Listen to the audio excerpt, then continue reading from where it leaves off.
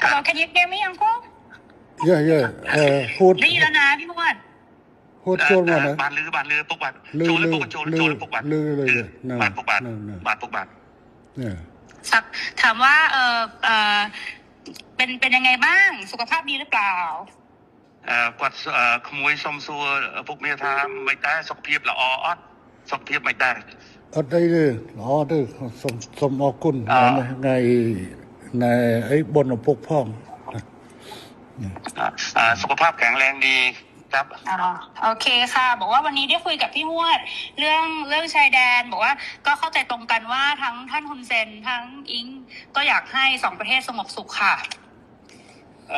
មិញគាត់បានទៅជែកជាមួយខ្ញុំបាទ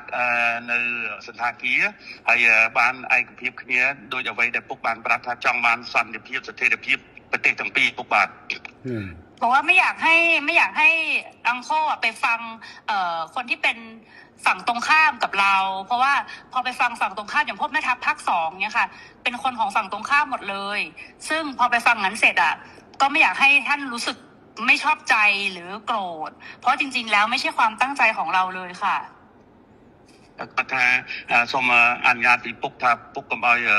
ស្ដាប់សម្ដីមេតបភូមិភាគ2ហ្នឹងក៏វាជាអ្នកដែលប្រឆាំងជាមួយនឹងរដ្ឋាភិបាលថៃដែរវាជាសត្រូវដែរដល់ពុកស្ដាប់វាហើយអញ្ចឹងទៅអាចធ្វើឲ្យអាรมណ៍ពុកខឹងបាទเพราะตอนนี้ทางนั้นเขาอยากจะดูเท่